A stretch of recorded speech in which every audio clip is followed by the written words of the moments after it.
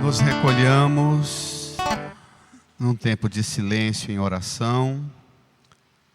No íntimo do nosso coração, peçamos o auxílio do Espírito Santo, pois só Ele pode dar-nos a plena compreensão da Escritura. Supliquemos sua ajuda. Rezemos.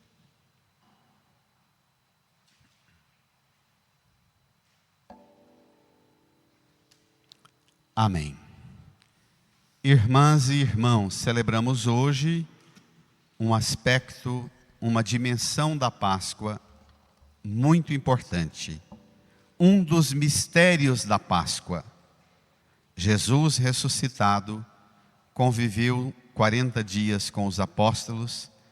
Depois disso, reuniu-se com eles e foi para junto do Pai. A ascensão do Senhor, subiu aos céus.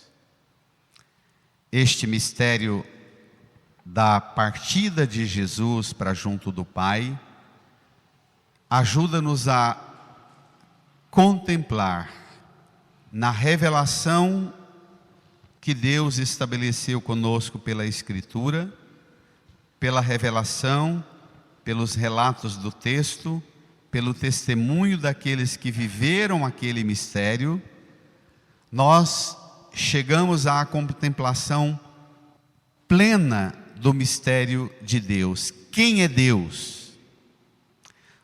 Hoje Jesus volta para junto do Pai, senta à direita.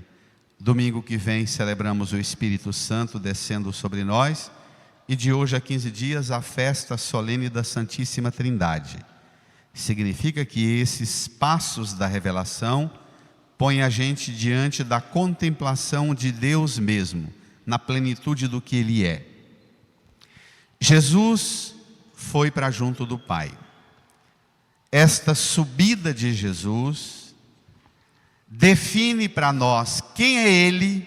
Ele é Deus, mas decide também quem somos nós. Toda pessoa que alcança um discernimento na vida espiritual, que alcança uma sadia compreensão sobre quem é Deus, necessariamente ele alcançará uma compreensão equilibrada sobre si mesma. Toda pessoa desacertada na compreensão de quem ela é, qual a missão dela no mundo, qual a vocação dela, para que é que ela está nessa terra? Qual o papel dela no mundo, na família, na sociedade, na vida? Toda pessoa desencontrada em si, no fundo tem uma fraca compreensão de Deus. A compreensão de Deus é sempre reveladora, também te ajuda a compreender quem é você. De onde vem, onde está e para onde vai. Os discípulos caminharam com Jesus por 3 anos. E como nós, os discípulos tinham muita dificuldade de entender isso. A visão de Deus que a gente cria, nem sempre é a visão elaborada pela Escritura e pela revelação de Deus. Na maioria das vezes nós criamos uma imagem de Deus, à nossa imagem e semelhança, e a imagem e semelhança das confusões que nós temos sobre nós mesmos. Então a gente pinta um Deus conforme as confusões que a gente tem sobre a gente mesmo. Quando isso acontece é desastroso para nós e fora também para os apóstolos.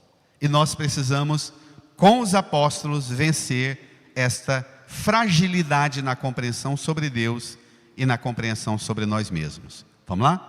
Ao texto, número 10 do seu folheto, é a conclusão do Evangelho de Mateus, que a gente vai continuar lendo até novembro. É o fechamento do Evangelho, capítulo 28, versos 16 a 20. Diz assim: último encontro de Jesus com os apóstolos depois de ressuscitado. Naquele tempo, os 11 discípulos, leiam, foram para a Galiléia, ao monte que Jesus lhes tinha indicado. Aqui retoma o domingo da Páscoa. Como é que Jesus indicou? Indicou pelas mulheres. Os anjos e o próprio Jesus ressuscitado encontrando com as mulheres, diz a elas: ide contar aos meus irmãos que subo para a Galileia. Subam para a Galileia, lá me verão. Então, fora indicado aos discípulos a Galileia. Por que a Galileia? Porque Jesus ressuscitado é aquele que há 3 anos atrás, o Jesus de Nazaré, Deus e homem, se abeirou do lago da Galileia, tinha uma turma pescando, pediu emprestada a barca, subiu na barca e realizou a primeira pregação. No final da sua primeira pregação, nas margens do mar da Galileia, chamou os 4 primeiros apóstolos e a partir deles fundou a Santa Igreja. Então Jesus voltar para a Galileia é ele ressuscitado. Olhe para cá. Os discípulos, com a luz da ressurreição, vão revisitar o caminho onde tudo começou e percorrer os caminhos do segmento de Jesus, agora guiados e iluminados pela luz da ressurreição. Tudo aquilo que não ficou muito claro, e tem coisa que ainda não está clara agora, a gente vai ver, vai esclarecer a luz da ressurreição. Eles foram ao monte. Por que o monte? Que monte é esse? A vida de Jesus é muito marcada pela figura do subir ao monte. É próprio da identidade do povo da Ásia Menor, do povo da Palestina, o cultivo da relação com Deus a partir da liberdade que se tem, da beleza e do sentimento de segurança que se tem em cima de um monte. O monte é figura da proteção, do horizonte infinito, da proximidade com o céu. O monte é o lugar da manifestação da vida perto de Deus. Jesus indica para os discípulos o monte.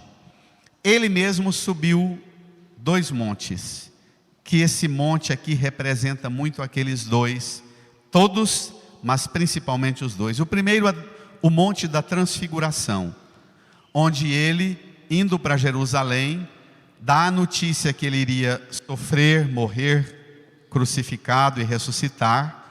Os discípulos abatidos com essa notícia, ele subiu o monte da transfiguração. Lá ele transfigurou-se diante dos discípulos, apareceram Moisés e Elias conversando com Jesus. Então a transfiguração, o monte da transfiguração, aqui remete àquele monte para dizer: aquela visão que vocês tiveram é a visão do que hoje vocês estão vivendo. Mas tem um outro monte importantíssimo, o monte das tentações. Quando Jesus fez o retiro dele depois do batismo, ele foi para o deserto, ficou 40 dias e 40 noites em oração, em jejum, sentiu fome e sede, e o diabo aproximou e tentou: transforma a pedra em pão, lança-te daqui do alto do templo para baixo, para ver se os anjos te protegem. E Jesus, vencendo e recusando as seduções, as tentações. Por último, o demônio levou Jesus num monte muito alto e mostrou todos os reinos do mundo e sua glória, e disse: se te prostrares em adoração diante de mim, tudo isso será teu. Aí Jesus encerra a ação do demônio dizendo: vai para longe de mim, Satanás. Pronto. Então, esse monte aqui é o monte em que Jesus sobe com os discípulos para calar, silenciar as tentações e as propostas do demônio e as propostas de maldade que vivem visitando o coração da gente. Vamos lá? Olha que coisa bonita. Vejam. Quando viram Jesus, versículo 17, quando viram Jesus, prostraram-se diante dele. Ainda assim, alguns duvidaram. olhe lá, ver Jesus, prostrar-se e alguns duvidaram. O que significa essa dúvida? O que significa subir ao monte, depois de seguir Jesus por 3 anos, depois de estar lá vendo Jesus ressuscitado, prostrado e ainda assim alguns duvidaram? O que significa essa dúvida? A dúvida aqui é uma dúvida não necessariamente negativa. Essa dúvida aqui significa a graça da liberdade que nós temos, a graça da inteligência, a graça de pensar. Aqui está a minha grande mestra de filosofia, professora de lógica, que ensinava a gente a raciocinar e dizer para a gente, Maria Helena Café, que dizia para a gente que a fé cristã não é fé que põe cabresto na gente e põe a gente domesticado e sequestrado, que não pode refletir, não pode questionar.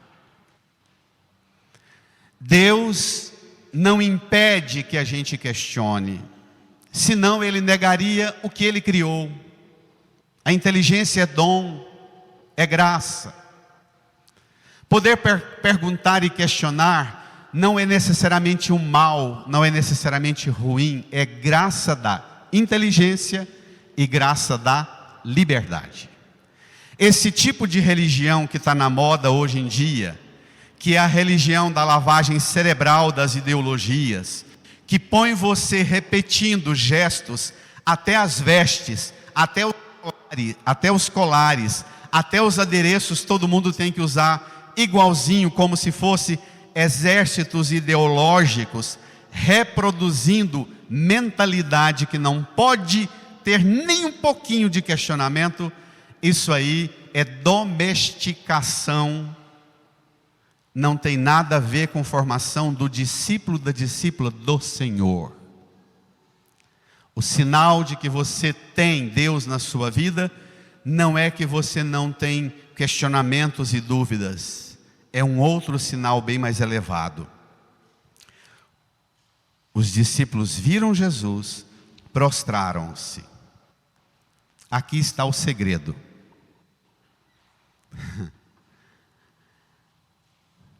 Não permita que as suas dúvidas te impeçam de subir ao monte. Não deixe que as suas dúvidas te paralisem. Não permita que as suas dúvidas decidam por você e você não mais caminhe e não vá mais ao encontro de Jesus. O fato de você duvidar é graça, é dom de liberdade e de inteligência, mas não ponha as dúvidas para regularem sua vida, para paralisarem o seu seguimento do Senhor. Suba ao monte.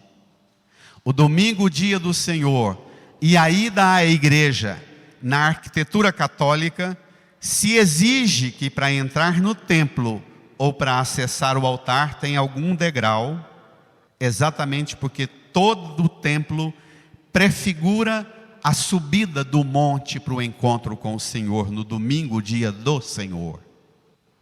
Então, ainda que tenha dúvida, ainda que seu coração ou sua inteligência seja visitada por questionamentos e dúvidas, suba ao monte, veja Jesus, prostre-se. Não permita que a dúvida te impeça de dobrar os joelhos. Tem só certeza no coração, prostre-se, adore. Tem um monte de questionamentos na mente, na inteligência e no coração, prostre-se, adore. Quando você dá para a dúvida o direito dela decidir sua existência, esse é o mal. Está claro? Próximo passo. A dúvida pode pôr limite em você, ela jamais colocará limite em Deus. A dúvida fala da nossa dificuldade, mas não fala da limitação de Deus. Olhe lá, olha a beleza do que vem. Versículo 18. Os discípulos estão prostrados, alguns duvidaram. Então Jesus aproximou-se e falou: toda a autoridade me foi dada no céu e sobre a terra. Pare lá.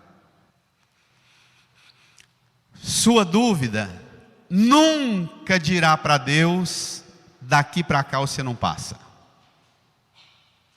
Sua dúvida pode pôr limite em você, mas sua dúvida nunca colocará limite em Deus. Amém?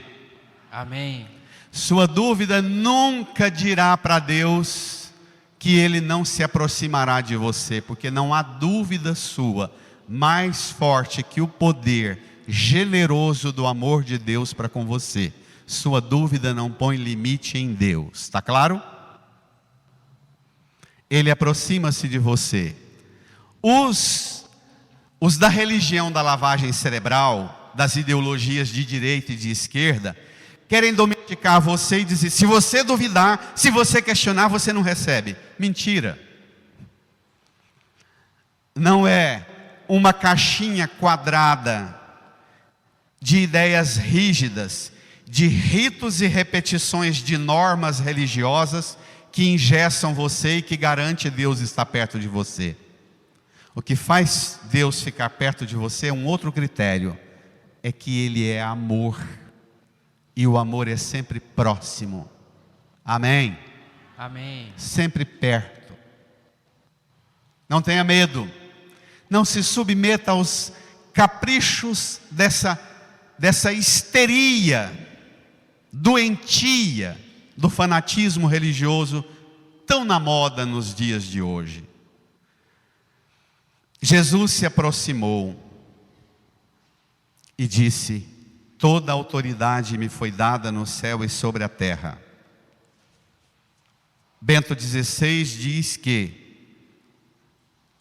muito provavelmente esse monte que Jesus está é o monte onde o demônio tentou, porque lá o demônio mostrou os reinos do mundo e sua glória e disse: tudo isso será teu se te prostrares em adoração diante de mim, porque isso foi dado a mim.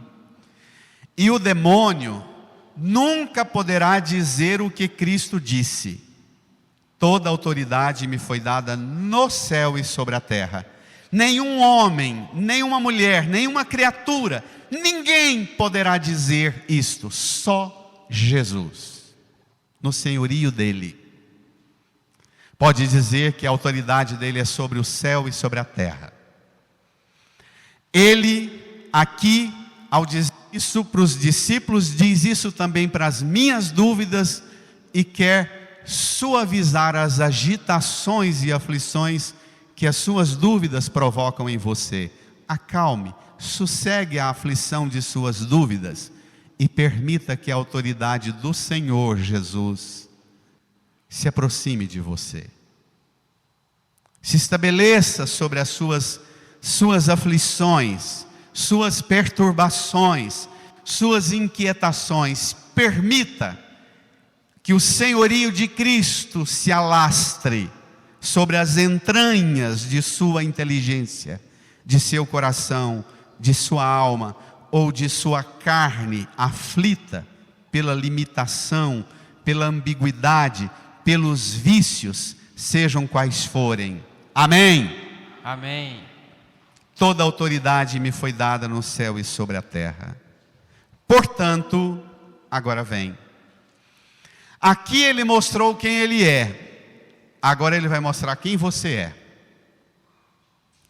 Repito, todo mundo que tem clareza sobre quem é Deus, tem clareza sobre quem você é.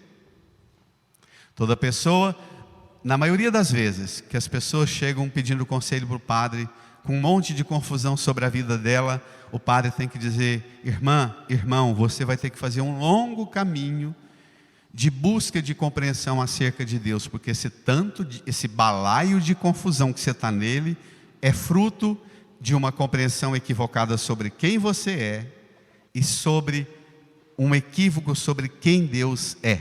É preciso retornar à Galileia e começar a catequese a partir da luz da ressurreição. Começar do zero a sua compreensão a partir da luz da ressurreição. Por isso a Galileia.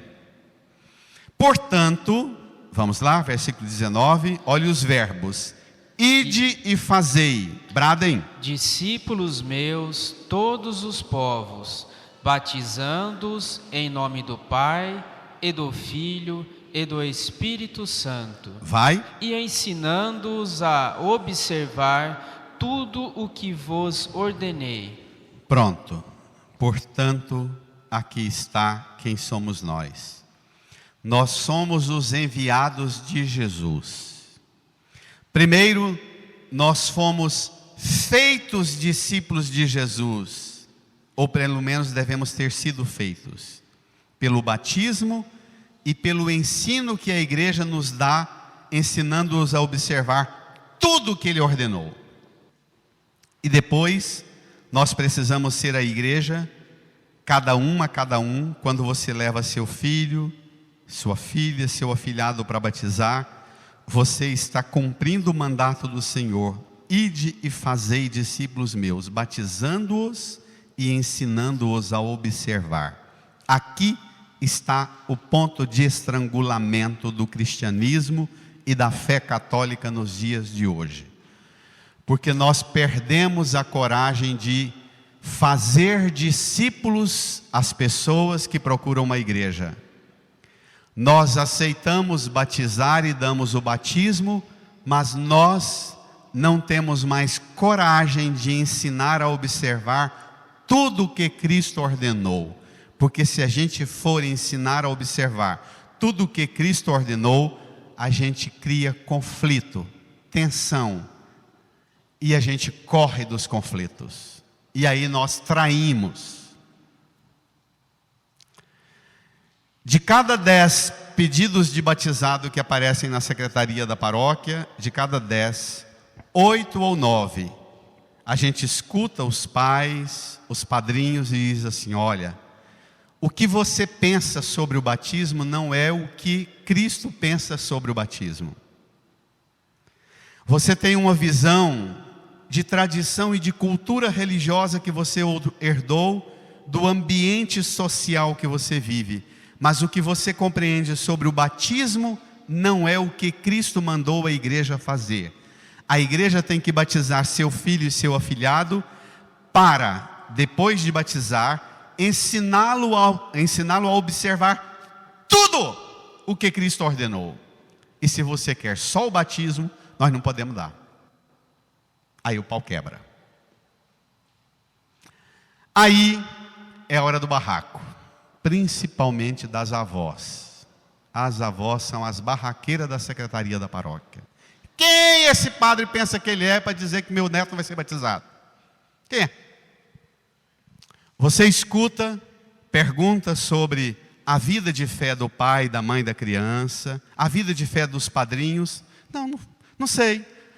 Os pais da criança, na maioria das vezes, quando pergunta assim: o padrinho, a madrinha que você chamou é batizado, participa? Peraí, amor, o fulano é batizado, frequenta a igreja? Na frente nossa. Peraí, nós vamos olhar aqui. Então, hoje o batismo não responde mais ao mandato de Cristo, porque o batismo não pode ser dissociado do ensinar a observar tudo o que ele ordenou. Porque o batismo e o ensino de tudo que ele ordenou estão a serviço de uma realidade: pegar esse que é trazido à igreja, ou para quem se bate à porta da igreja, pegar essa criança e fazer dela discípula e discípulo do Senhor. E não repetidor da tradição do vovô e da vovó. E não batizar porque eu quero ser compadre e comadre dele. No dia eu prometi que vou ser compadre dele, comadre dela, então tem que batizar, porque como é que eu vou ficar diante desses que eu prometi ser compadre e comadre? Aqui é mera codificação de status e de vinculação social. Não tem nada de fé. Zero da fé. Zero. E se a igreja não criar... O trem está tão sério que várias dioceses na Europa, hoje, resolveram que não terá mais padrinho e madrinha para batizar. Porque não tem mais padrinho e madrinha para os casais novos, para os pais novos, que tenha alguém na família com base católica. E não pode impor uma cultura para a igreja, porque a igreja não pode fazer o que ele pede, como a igreja não pode fazer o que o padre quer. A igreja e o pai, a mãe e o padrinho e a madrinha, todos nós devemos fazer o que Cristo mandou: batizar e ensinar a observar tudo. Está claro? Não estou perguntando se concorda, estou perguntando se está claro. Se concorda, não é problema meu, é problema seu com o Senhor, na intimidade, na montanha com Ele. Se vire, acerte-se com Ele.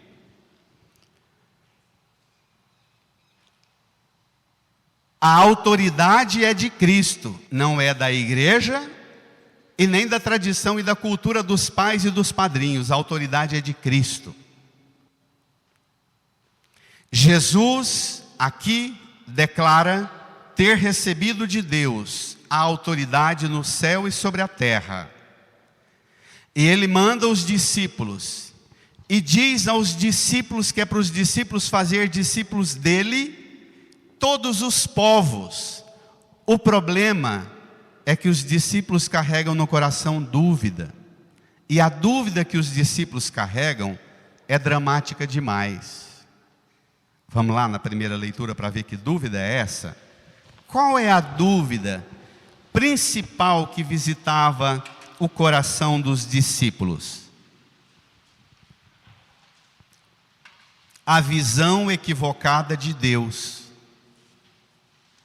O problema aqui é uma visão equivocada sobre Deus. Atos dos Apóstolos, versículo 4. Depois de descrever Jesus ressuscitado, aparecendo, diz assim: durante uma refeição, Jesus deu-lhes esta ordem: não vos afasteis de Jerusalém, mas esperai a realização da promessa do Pai, da qual vós me ouvistes falar. Jesus está dizendo qual é a promessa. A promessa é: João batizou com água, leia. Vós, porém, sereis batizados com o Espírito Santo. Pronto, dentro de poucos dias. Pronto, mas os discípulos não estão afim dessa promessa, eles querem outra promessa. A tragédia, versículo 6. Então, os que estavam reunidos perguntaram a Jesus: brada, Senhor, é agora que vais restaurar o reino em Israel? É agora que vais restaurar o quê? O reino em Israel? Escuta essa, não é o reino de Israel, é o reino em Israel. Que promessa é essa? Uma promessa que se disseminou no Antigo Testamento, que o Messias viria, e muitos textos do Antigo Testamento falam disso, e muitos textos do Antigo Testamento criticam essa expectativa, que o Messias iria abençoar somente os fiéis observantes das leis e tradições do Antigo Testamento. O Messias reuniria aqueles todos que eram piedosos observantes da tradição e da lei religiosa do Templo de Jerusalém. O Messias daria sobre esses uma unção sobrenatural. E o Messias ou eliminaria o resto da praga das pessoas do mundo, ou subjugaria o resto dos povos como escravos de Israel, tá bom? Essa era a promessa. Eles estão seguindo Jesus 3 anos e dizendo assim: é bonitinho o que ele fala, mas o que está aqui, o que eu quero dele mesmo, na última hora eu vou pedir. Está seguindo Jesus, fazendo tudo que Jesus manda, mas a hora que eu tiver chance de chegar nele e pedir, eu vou pedir um negócio que está aqui dentro. E o negócio é: restaura para nós, reúne só um punhado de nós que somos organizadinho, bonitinho, cumprimos os ritos, as normas, faz a gente uma turma protegida e deixa o resto lascar, cuida de nós. Os discípulos, a dúvida dos discípulos é esta: Jesus veio só para aquela porção, ou Jesus veio para todos os povos da terra, como ele acabou de dizer, ide fazei discípulos meus todos os povos da terra? Olha a resposta de Jesus, versículo 7. Jesus respondeu: não vos cabe saber os tempos e os momentos que o Pai determinou com sua própria autoridade, mas recebereis o poder do Espírito Santo, que descerá sobre vós, para serdes minhas testemunhas em Jerusalém, em toda a Judéia e na Samaria, e até os confins da terra. Não, moçada, eu não vim para uma migainha de gente, não vim só para católico, não. Eu vim para os confins da terra. Eu vim e vocês vão ser minhas testemunhas até os confins da terra. Vocês não vão batizar, só jogar água benta na cabeça para fazer um monte de pessoas cumprir tradição religiosa e virar compadre e comadre, amiguinhas e amiguinhos, não. Vocês vão batizar e vão fazer discípulos meus, e vão ensinar todos os povos da terra a observar tudo que eu vos ordenei. O problema é o seguinte: as avós, os pais e as mães dizem para o padre assim: padre, meu filho, meu neto, batizou, fez primeira comunhão, não quer nada de igreja, não gosta de religião, mas é pessoa boa, padre, é gente boa. Tá bom, não tá, padre? Eu tenho que dizer da forma mais ácida: não tá, não. Porque o papel da igreja não é trabalhar por um humanismo, formar um humanismo. Nós não somos uma escola humanista. Nós somos uma escola de discípula e discípulo do Senhor, que conduz as pessoas a seguir o Senhor e alcançar do Senhor a única coisa que só Ele pode dar: salvação, vida eterna, mais nada. A nossa função não é tornar o mundo melhor, a nossa função é conduzir as pessoas para que elas conheçam em Jesus a salvação que vem de Deus. A igreja, diz Bento XVI, depois das atrocidades da Idade Média e das duas últimas guerras, e agora de novo a humilhação que a igreja passa diante dos escândalos da pedofilia e dos dramas terríveis de dinheiro por parte de nós pregadores do Evangelho, a igreja fica intimidada, achando que por causa desses escândalos ela não pode tocar no assunto e na obrigação que ela tem. Ela tem que ser amiguinha, e com vergonha dos erros nossos, aquilo que você pedir eu dou para não caçar encrenca. Aí a igreja trai você, porque não dá a você o que Cristo mandou, e a igreja trai a ela mesma, porque ela não vive o que Cristo mandou. Está entendendo a gravidade? Vamos todos para o inferno. Padre Jesus Flores dizia: vocês estão muito alegres, vocês estão descendo às gargalhadas, essa descida termina no inferno, dizia o Padre Jesus. E é assim, nossa missão é caminhar como discípulo e discípulo do Senhor, subir ao monte, ver o Senhor, prostrar, enfrentar as dúvidas que nos visitam, as dúvidas que nos inquietam, e não permitir que nossas dúvidas nos paralisem, e não permitir que nós não enxerguemos que Jesus sempre se aproxima de nós, mas Jesus também nos dá a salvação e quer que nós sejamos operárias e operários da fábrica de discípulas e discípulos dele, pelo batismo e pelo ensino. Amém? Amém. Amém. Termina o Evangelho. Vamos, a última frase é bela. Eis que eu estarei convosco todos os dias, até ao fim do mundo. Eis que eu estarei convosco todos os dias até o fim do mundo. Preste atenção. Eu estarei convosco para que vós façais aquilo que eu ordenei. Entendeu?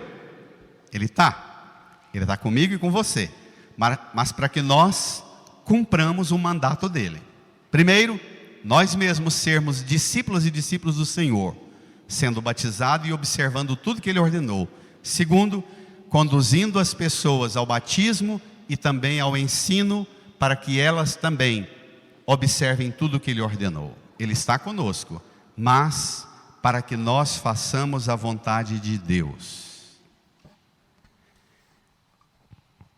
Incline a sua cabeça. Volte à Galileia, ao dia que você foi batizado. Volte à fonte da sua fé.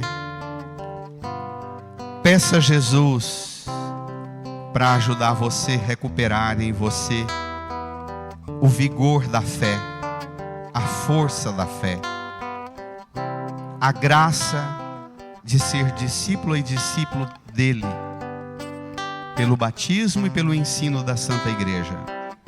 Peça a Jesus que nada no mundo, nenhuma dúvida, te impeça de buscá-lo e adorá-lo sempre.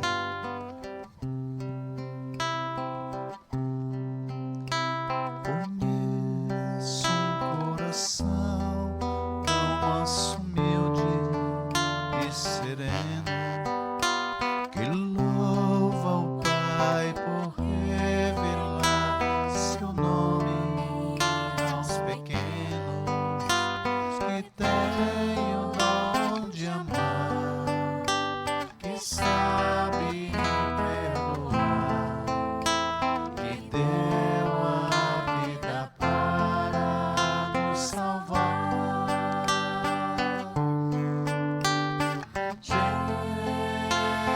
Jesus, manda teu Espírito para transformar meu coração.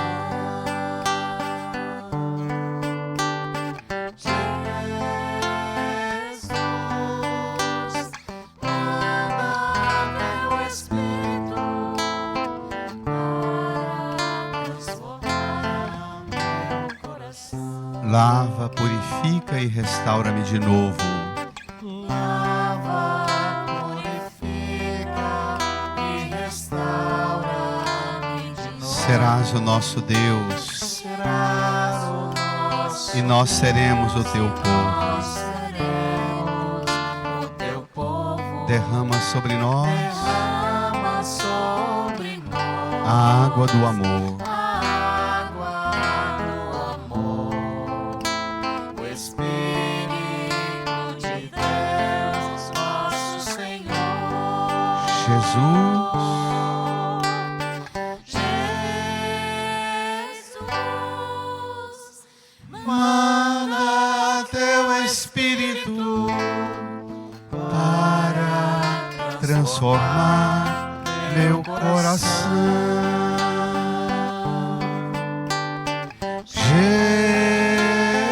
Jesus, manda teu Espírito de pé. para transformar meu. Deixa o folheto no banco, estenda as mãos aqui para a cruz.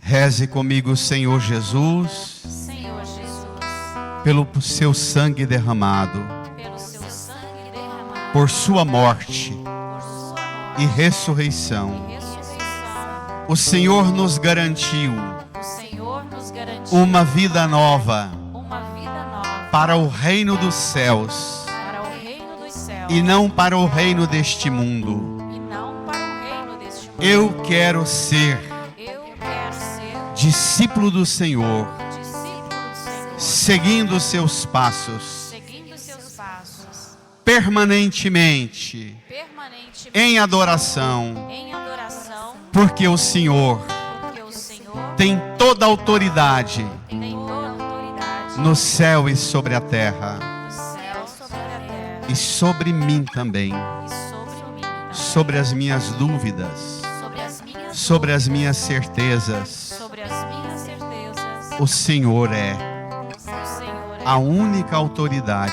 a única autoridade que reina sobre tudo. que reina sobre, Pelo batismo que eu recebi, pelo batismo que eu recebi, pelo ensino da igreja, pelo ensino da igreja. eu acolho Eu acolho a graça a graça de ter o Senhor de ter o Senhor perto de mim. perto de mim. Obrigado, Jesus. Obrigada, Jesus.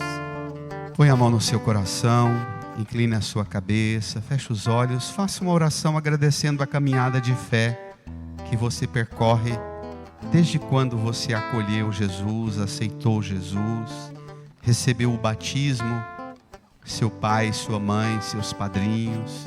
Agradeça esse caminho de fé que você tem percorrido, esse caminho de discípulo e discípulo que Jesus vai moldando em você permanentemente a imagem daquele que o segue, que o ama, que o adora, que o serve.